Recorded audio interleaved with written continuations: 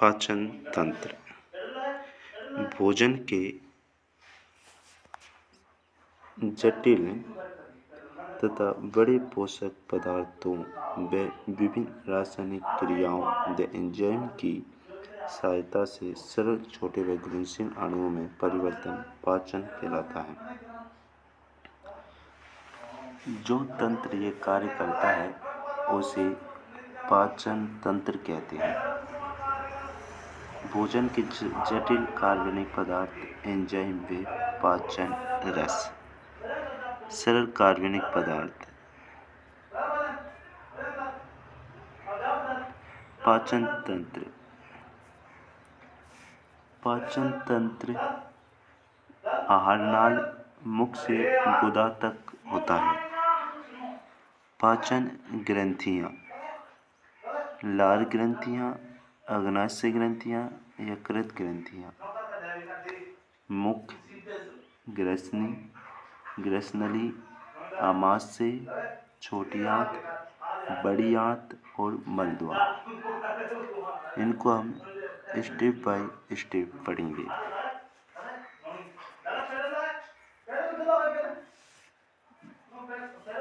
मुख गुहा। मुख गुहा मुंह में जीवा और दंत होते हैं।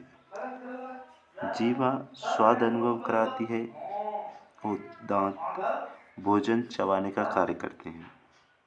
दांत स्थायी और अस्थायी होते हैं। स्थायी 32 होते हैं संख्या में और अस्थायी 20 होते हैं संख्या में।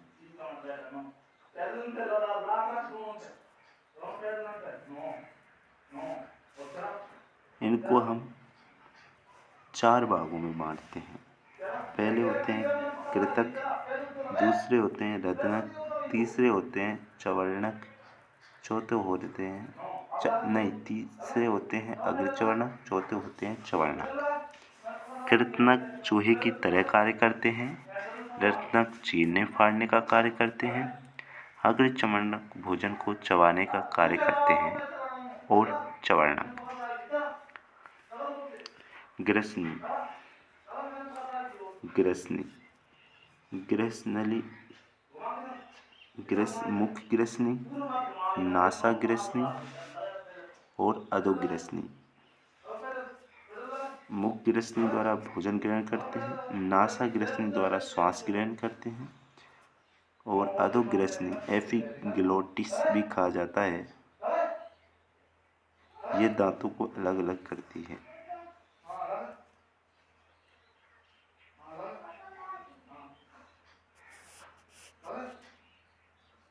ग्रसनली।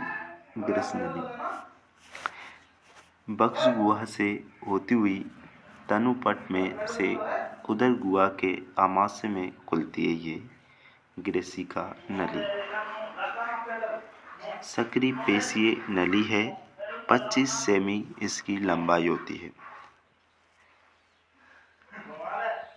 फिर इसमें आमाशय में श्लेष्मा तथा हाइड्रोक्लोरिक अम्ल स्रावित होता है। आमाशय में श्लेष्मा आमाशय की दीवारों को सुरक्षित करता है। हाइड्रोक्लोरिक अम्ल HCl ये अम्लीय प्रकृति का होता है और ये भोजन को अच्छी तरह से घोलने का कार्य करता है। श्लेष्मा ग्रंथि भोजन को लसलसा बनाती है। भोजन को क्रमाकुंचन गति प्रदान करती है। ग्रसनली के शीर्ष पर ऊतकों का एक पला होता है जिसे घाटी ढक्कन एपिग्लोटिस कहते हैं।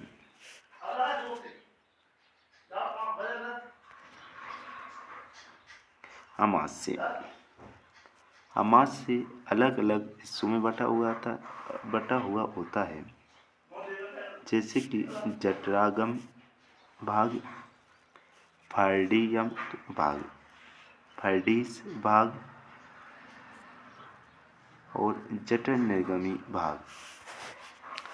जठरागम भाग बायां भाग जहाँ ग्रसिका आमाशय में प्रवेश करती है और फार्डिस भाग 2 अवरोधी आमाशय की सामग्री को अंतर्विष्ट करती है और जठर निर्गमी भाग दाहिनी छोटा भाग छोटी आंत से जुड़ता है।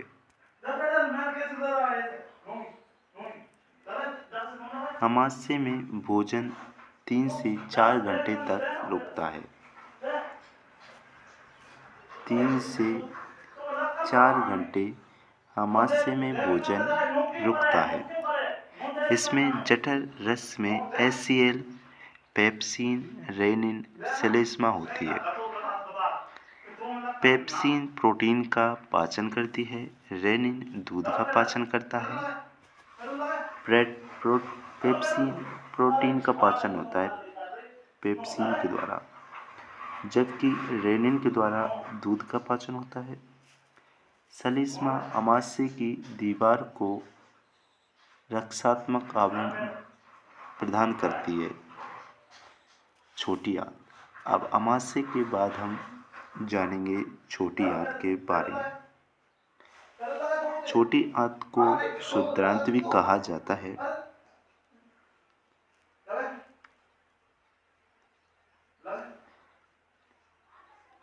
गृहिणी, अग्र क्षुद्रांत और क्षुद्रांत। आकार, पाचक रस व एंजाइम को मिलाने का कार्य करता है।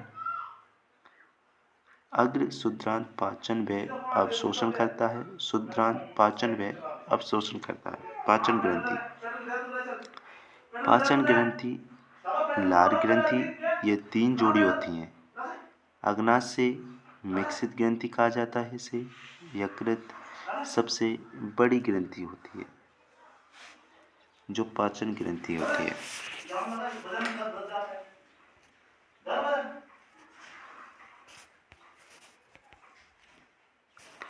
लार ग्रंथि। मनुष्य में 3 जोड़ी लार ग्रंथियां होती हैं। लार की प्रकृति हल्की अम्लीय प्रकृति की होती है। 3 जोड़े कर्णपूर्ण ग्रंथि, अधोजम और अधोचिह्ना। लार में लार एमाइलेज या टाइलिन एंजाइम पाया जाता है जो कार्बोहाइड्रेट स्टार्च का 30% करता है।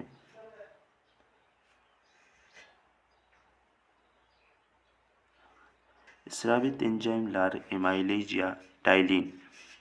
आमाशय में ऑक्सीनेटिक कोशिकाएं पाई जाती हैं जो HCl का स्रावण करती हैं। पेप्सिन प्रोटीन का पाचन करती हैं। पेप्सिन प्रोटीन का पाचन और रेनिन दूध का पाचन करता है। आमाशय में जठर रस मिला हुआ भोजन काइम कहलाता है। अग्नाशय